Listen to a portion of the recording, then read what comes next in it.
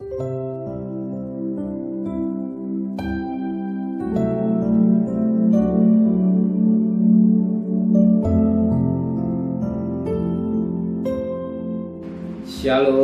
pagi bersama tudukan kepala, pejamkan mata sejenak. Tiada kata yang manis selain ucapan syukur pada Bapa di surga buat kasih karunia-Mu yang begitu limpah dalam hidup ini. Maka kami boleh bangun dan tubuhnya sehat. Sebelum kami mengatakan aktivitas lain, kami adakan mesbah, keluarga mesbah pribadi. Kami boleh naikkan pujian penyembahan dan kami boleh mendengarkan renungan firman-Mu.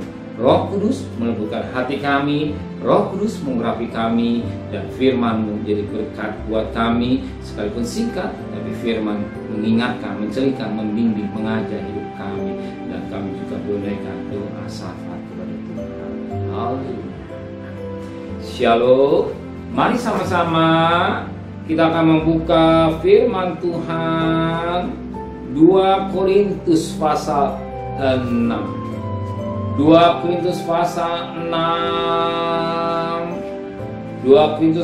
6 ayat yang ke-4 sampai ayat yang ke-10.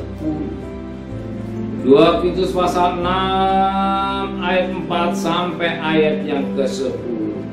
Sebaliknya, dalam segala hal kami menunjukkan bahwa kami adalah pelayan Allah, yaitu dalam penahan dengan penuh kesabaran, dalam penderitaan, kesakan dan kesukaran, dalam menanggung dera, dalam penjara dan kerusuhan, dalam berjerih payah, dalam berjaga-jaga dan berpuasa, dalam kemudian hati, pengetahuan, kesabaran dan kemurahan hati, dalam Roh Kudus dan kasih yang tidak munafik, dalam pemberitaan kebenaran dan kekuasaan Allah, dengan menggunakan senjata-senjata keadilan untuk menyerang ataupun untuk membela, ketika dihormati dan ketika dihina, ketika dianjur umpan atau ketika dipuji, ketika dianggap sebagai penipu namun dipercaya, sebagai orang yang tidak dikenal namun terkenal sebagai orang yang nyaris mati, dan sungguh kami hidup sebagaimana yang dihajar namun tidak mati, sebagai orang berduka cita namun senantiasa bersuka cita, sebagai orang miskin namun memperkaya banyak orang, sebagai orang tak bermilik sekalipun kami memiliki segala sesuatu. Puji Tuhan, suatu firman yang sangat baik buat kita. Dikatakan dalam firman Tuhan pada ayat yang keempat, sebaik dalam segala hal kami menunjukkan bahwa kami adalah pelayan Allah. Pelayan Allah itu dalam kenahan dengan penuh kesabaran, dalam penderitaan dan selanjutnya. Paulus menulis dalam sidang Korintus, menulis pada surat kepada Korintus bahwa dia menunjukkan bahwa dia pelayan Allah. Ingat, bukan bos, pelayan Allah. Ingat, kita bukan bos tapi pelayan Allah. Apa pelayan Allah? Dios abdi. Namanya abdi yang harus menghargai seluruh junjungan. Sikap kita sebagai pelayan. Dulu kita hamba dosa, tapi telah ditebus oleh darah Kristus, kita jadi hamba Allah atau pelayan Allah. Namanya pelayan peka akan suara majikan kita.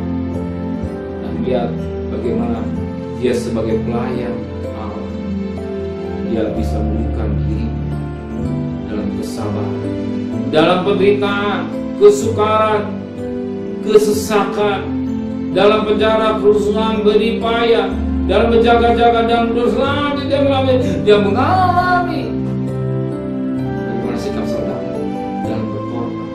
Kita pelayan Tuhan, kita pelayan Tuhan, hamba Allah. Bagaimana sikap kita ketika ada doa pagi atau mesbah pribadi, mulai hitung-hitung, buang-buang waktu, tidak. Namanya hamba, dia duduk kaki majikan nunggu perintah. Bahkan dia tidak berani menatap majikan. Dia hanya bergetangan. Perintah yang harus ada. Kita ingat, kita hamba-hamba pelayan Allah. Kita harus hidup dalam pikiran meminta kita untuk mengadakan mesbah pribadi, mesbah keluarga, dan dengan suara Tuhan, suara Roh Kudus mengingatkan kita. Kalau selain kita baru melangkah dimana kita berada dan dunia ini penuh dengan tantangan hidup, penuh dengan masalah, dan mau berjalan sebagaimana Paulus katakan, kaya-kaya bersama-sama, derita, kelaparan, puasa, dan sebagainya. Dan dibandingkan Paulus bersama-sama, saudara saya belum apa-apa, hanya sekedar yang kali terjadi hanya menuntut. Kalau kita tak boleh minta berkat Tuhan, dan dengan hal ini, adakah hamba menuntut? Adakah hamba menuntut? Ingat Lukas 17 ayat 10, kami ada hamba-hamba yang tidak kami lakukan terhadap majikan, pelayan. Kalau saudara diizinkan Tuhan harus ada mesbah, jangan marah-marah. Bersyukur kepada Dia kalau Tuhan masih percayakan kita sebagai pelayan. Tuhan bukan pelayan iblis. Pelayan Tuhan arti melakukan perintah daripada hati majikan kita. Amin. Benar Bapa di surga, biar kami menempatkan diri sebagai pelayan Allah, dan bukan pelayan dosa atau pelayan iblis. Maka pimpin kami semua dengan kekudusan, sucikan pikiran sampai angan kami, supaya hidup ini boleh berkenan kepada Tuhan. Sertai perjalanan kami bekerja, berdagang, sekolah, kuliah, apa yang kebutuhan kami, kami percaya sudah siapkan. Lebih pada Tuhan, kembali kami sepagi tubuh yang sehat, dengan tidak kurang satu apapun juga. Berkati Bapak Presiden, Wakil Presiden, para Menteri, para Gubernur, para Bupati, para Wali Kota, para Camat, para Lurah, para RW, para RT, para medis, para Polri.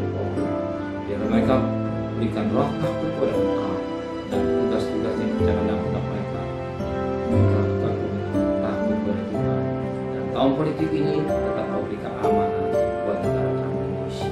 Segala kekasih, terimalah berkat nikmat dari Allah Bapa, cinta kasih sayang dari Tuhan Yesus Kristus, dan berkat Roh Kudus menyertai saudara mulai hari ini sampai Maranatha Tuhan datang. Yang cinta Dia katakan amin.